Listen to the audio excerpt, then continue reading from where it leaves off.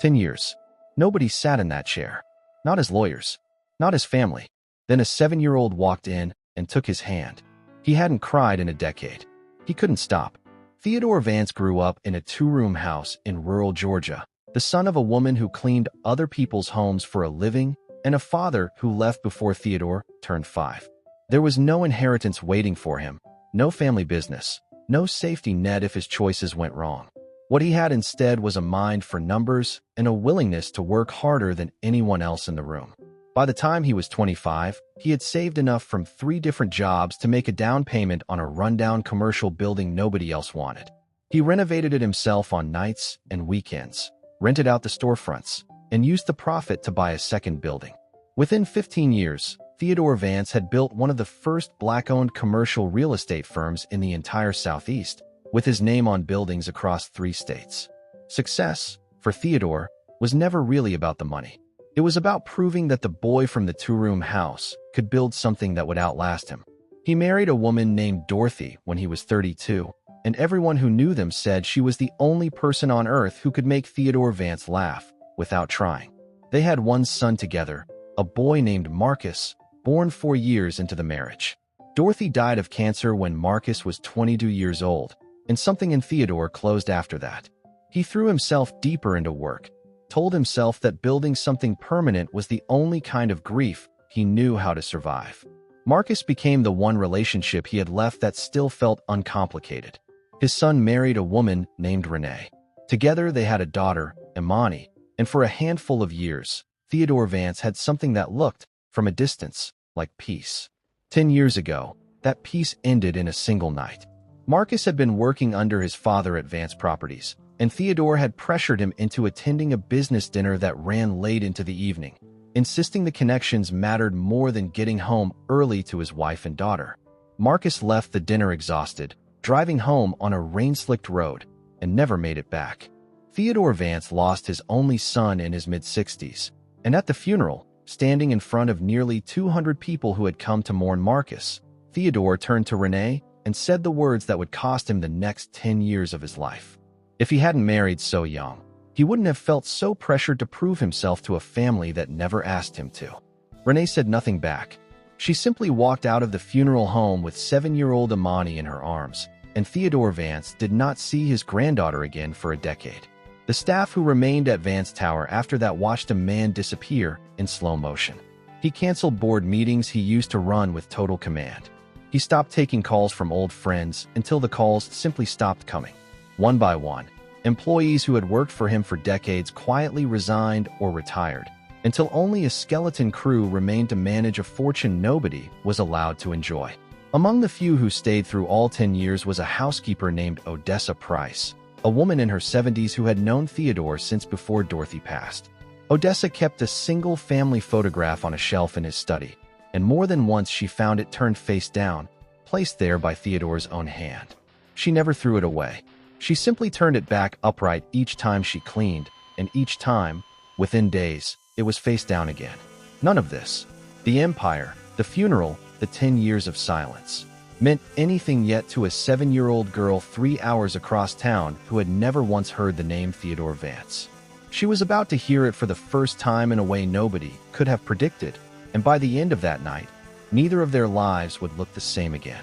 Across town, in a modest 2-bedroom apartment above a corner store, a man named Otis Marable was raising his daughter alone.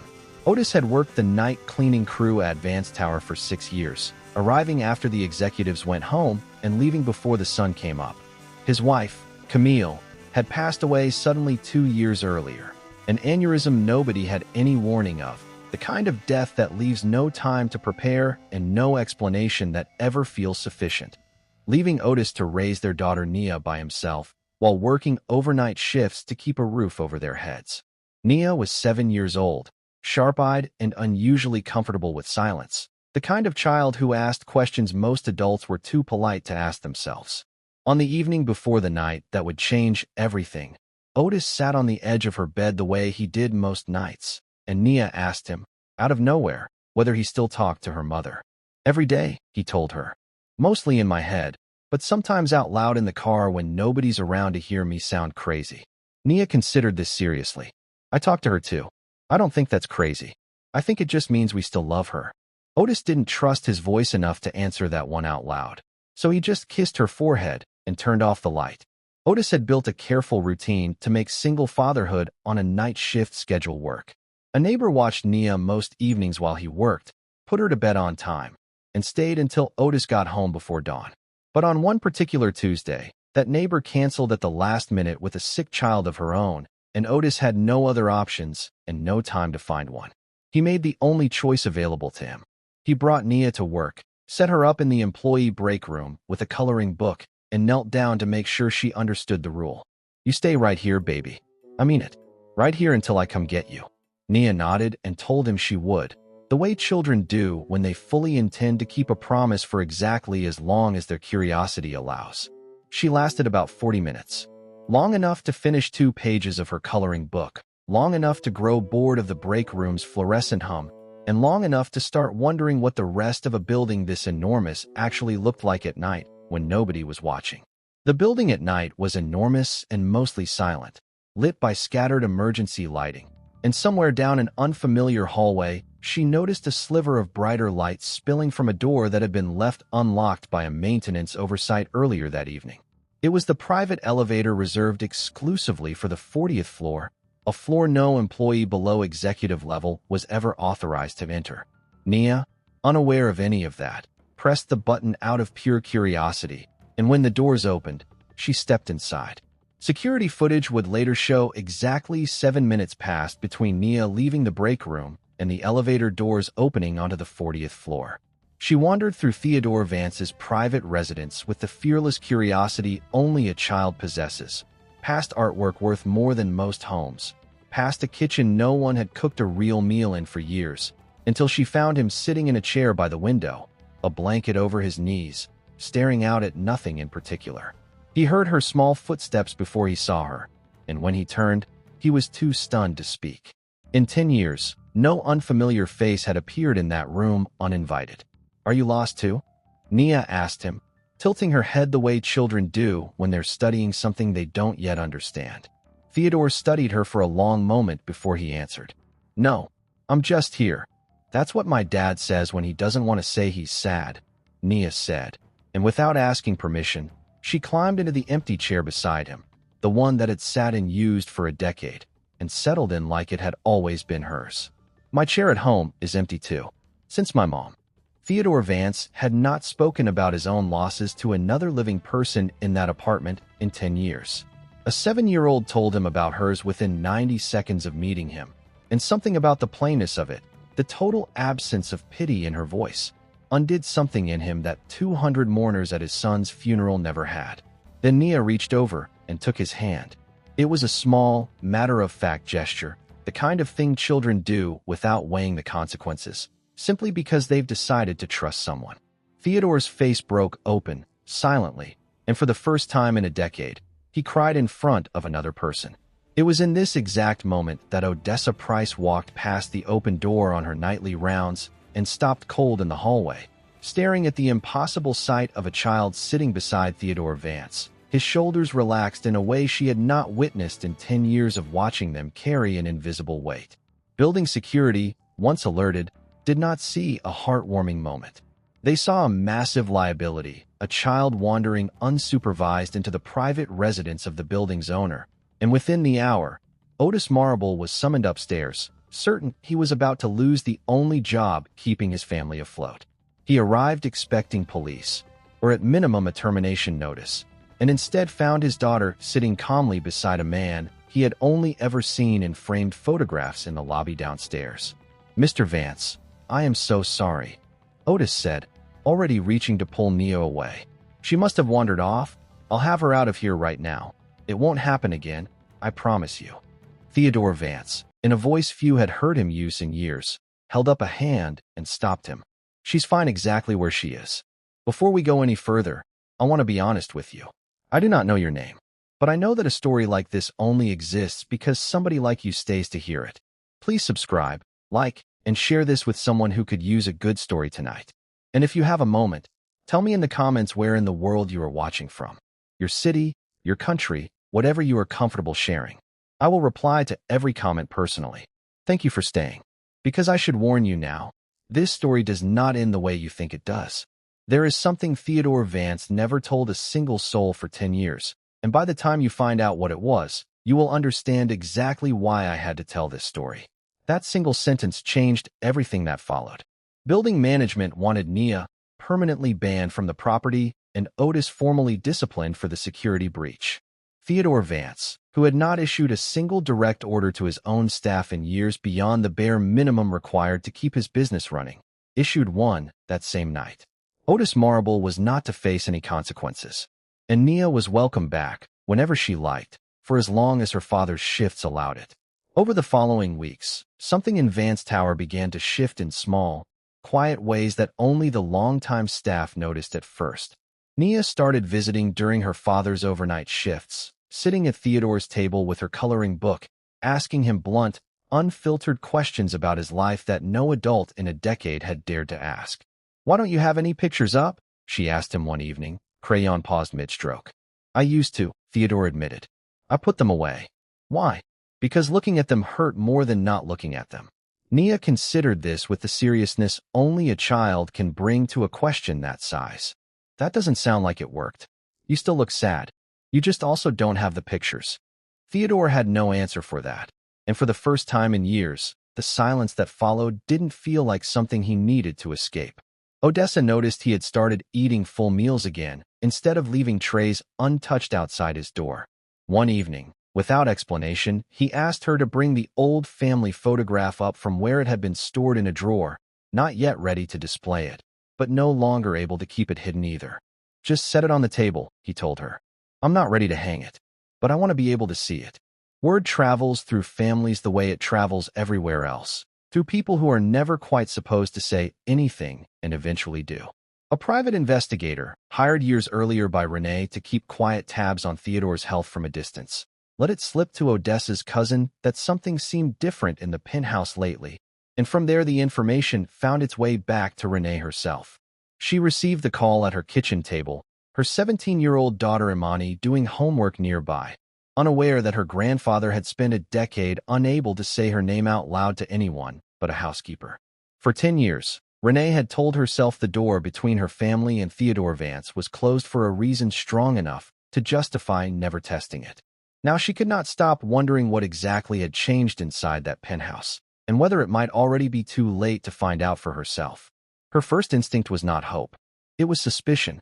10 years of silence had taught her to distrust anything that looked too easy, and the idea that a stranger's young daughter had somehow accomplished in a matter of weeks what an entire grieving family could not manage in a decade felt, to her, less like a miracle and more like a warning sign.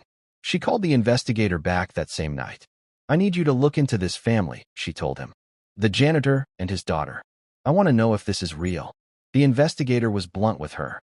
"Renee, you're asking me to investigate a 7-year-old. I'm asking you to investigate her father," Renee said. "Because I have spent 10 years being careful, and I am not about to stop now because an old man finally decided to feel something." What the investigation actually turned up started with something that briefly seemed to confirm every suspicion Renee had. 3 years earlier, shortly after Camille died, Otis had set up an online fundraiser to cover funeral costs, and the investigator flagged it immediately, certain he'd found exactly what he was looking for: a man with a documented history of publicly soliciting money during a family crisis, now conveniently positioned beside a billionaire. Renee felt something close to vindication when she read that line in the report. It took the investigator 2 more days to run down what actually happened to that fundraiser. Otis had raised $1,100, used every cent of it on the funeral, and closed the page within a month, never touching it again, never mentioning it to a soul at Vance Tower in 6 years of employment. There was no pattern. There was one grieving widower who had asked for help exactly once, out of necessity, and never again. Beyond that single false lead, everything else turned up almost disappointingly ordinary. Otis Marable had no debt beyond a modest apartment lease and a used car loan. He had never once attempted to contact Theodore Vance's office directly, had never asked for anything, and by every account from coworkers, had been visibly uncomfortable with the amount of attention the situation had started to bring his family. Nia, for her part, had no idea who Theodore Vance was when she first wandered into his apartment. She did not know he was wealthy. She simply knew he looked like someone sitting in a chair the way her own father sometimes sat in his, and she had responded the only way she knew how, by refusing to let the silence stand. Renee sat with that information for several days before she allowed herself to feel anything close to relief. What unsettled her more than any hidden motive was the quieter, harder truth underneath it all. If a 7-year-old with no history and no stake in the outcome could reach her father-in-law within minutes, then the 10 years of silence between her own family and Theodore had never really been about him being unreachable.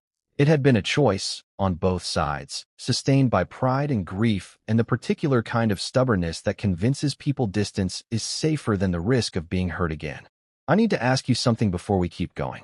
Have you ever said something cruel to someone you loved, in a moment you weren't proud of, and then let the shame of having said it keep you silent far longer than the moment itself ever lasted? Sit with that for a second, because Theodore is about to tell a 7-year-old the exact words he said at his own son's funeral, and it is going to break something open in both of them. Tell me in the comments if you've ever let pride keep a door closed longer than it needed to stay shut. I will reply to every comment personally. If you haven't already, subscribe now, because what happens next is the reason I had to tell this story at all. As the weeks passed, Theodore's health began to visibly decline in ways the staff had noticed but never dared to question directly. One evening, with Nia sitting beside him in her now familiar chair, she asked him a question nobody had dared to ask in 10 years. "What did you say to my friend's mom?" "Odessa told me something happened at a funeral once. She wouldn't tell me what." Theodore was quiet for a long time before he answered her. "Her name is Renee. She was married to my son." "What did you say to her?" He looked out the window instead of at Nia when he finally told her. "I stood in front of everyone who came to say goodbye to my son, and I told his wife that if he hadn't married so young, he wouldn't have felt so pressured to prove himself. I made his death about her. I did that because it was easier than admitting the truth, which is that I was the one who pressured him to go to that dinner in the first place. I killed my own son with my ambition, and instead of saying so, I said something cruel to the one person who loved him as much as I did." Nia didn't flinch, and she didn't offer forgiveness on anyone else's behalf, because she understood, in the plain way children understand things, that it wasn't hers to give. "That sounds like the ugliest thing you've ever said," she told him. "It was," Theodore said. "And then I let 10 years pass because saying I was sorry felt harder than staying alone forever." She simply kept showing up the following week, and the week after that, which turned out to be the only thing capable of loosening 10 years of a grown man's carefully constructed isolation. Theodore admitted something else to her as well, something even Odessa did not yet fully know. 8 months ago, a doctor told me my heart is failing. I told him I didn't want treatment. "Why not?" Nia asked, genuinely confused, the way only a child can be confused by an adult choosing to give up. "Because I thought I deserved to be alone for however long I had left." Nia frowned at him with the particular seriousness of a 7-year-old delivering an ultimatum. "That's a bad plan.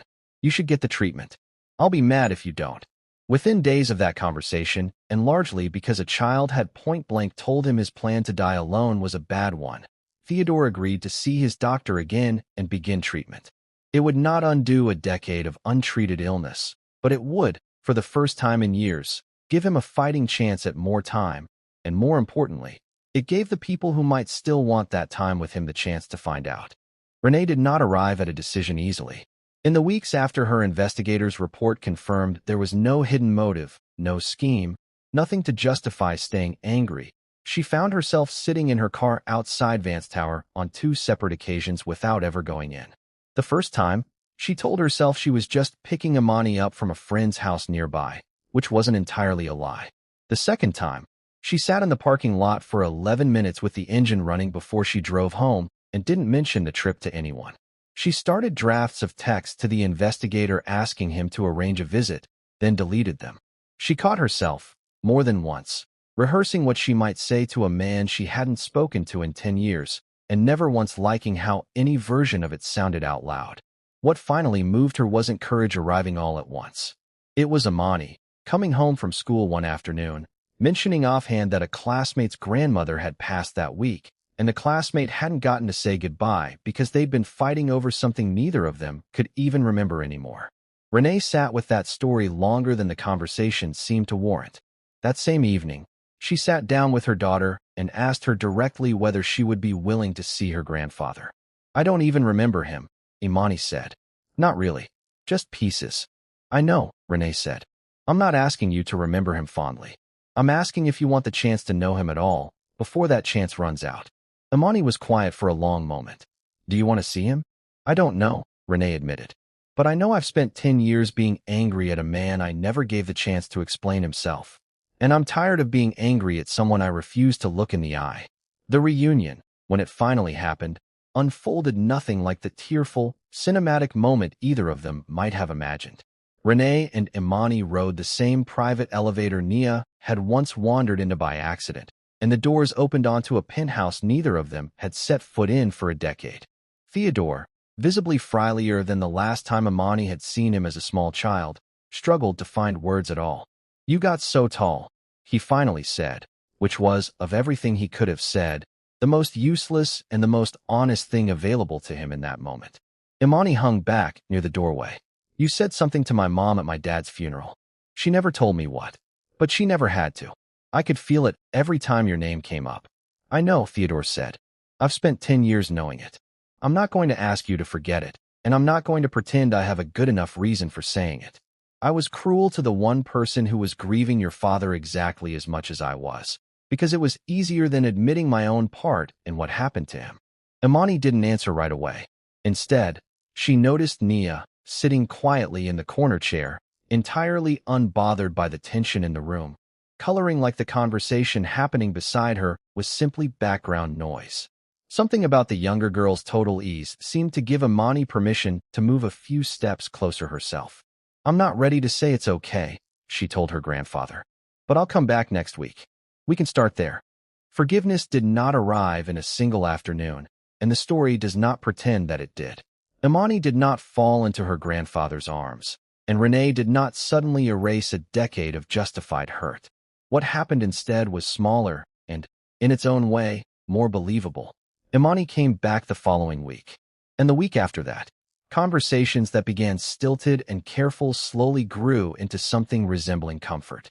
Theodore learned, piece by piece, who his granddaughter had become in the years he had missed, and Imani learned that the grandfather she had built into a villain in her mind over a decade of silence was, underneath the wealth and the isolation, simply a man who had never learned how to say he was sorry until a stranger's daughter forced the words out of him. 3 months into that fragile, rebuilding routine, Theodore finally hung the family photograph back on the study wall himself, standing on a step stool against Odessa's protests that he let someone else do it. "I put it away with my own hands," he told her. "Felt right to put it back the same way." That evening, with Renee and Imani both still there past their usual visiting hours, Theodore asked Nia, who had barely left his side in weeks by then, whether she wanted to help him choose a second photograph to add beside it. She picked one without hesitation. A picture from that very year, the 5 of them crowded awkwardly around his dining table, nobody quite looking at the camera, everyone unmistakably there together. The treatment worked slower than any of them wanted and faster than the doctors had predicted. There were setbacks, weeks where Theodore's strength dropped, and Odessa quietly worried out loud to no one in particular. And there were small victories nobody outside that penthouse would have thought to celebrate. The first time he managed the stairs to the study without help. The first morning he asked for a full breakfast instead of picking at toast. Nia treated every one of these milestones with the seriousness of a doctor delivering a diagnosis. "You walked the whole hallway today," she told him once, hands on her hips. "That means you're winning." A year after the night a 7-year-old wandered into his apartment by accident, Theodore Vance hosted a holiday dinner in that same penthouse for the first time in over a decade. The table that had sat empty except for him seated 8 people that evening. Renee and Imani, Otis and Nia, Odessa, who insisted on serving and had to be physically sat down and told she was a guest that year, and 2 of Marcus's oldest friends Theodore had finally worked up the nerve to call himself. The chair by the window, empty for 10 years, sat pulled up to the table instead, occupied and unremarkable, exactly the way a chair is supposed to be used. Otis Marable, still working his overnight shifts, watched his daughter's simple act of refusing to leave a stranger's side ripple outward into a friendship neither of them could have predicted. He never asked Theodore for anything, and Theodore, in turn, never treated the relationship as a transaction to be settled. What developed instead was something closer to genuine affection between an old man who got a second chance at living and a family who had stumbled into his life by pure accident and stayed by pure choice. Theodore Vance did not wait for a will to say what those months had meant to him. He established a college fund for Nia Marable himself, in person, handing Otis the paperwork across that same dining table rather than leaving it for lawyers to explain after he was gone.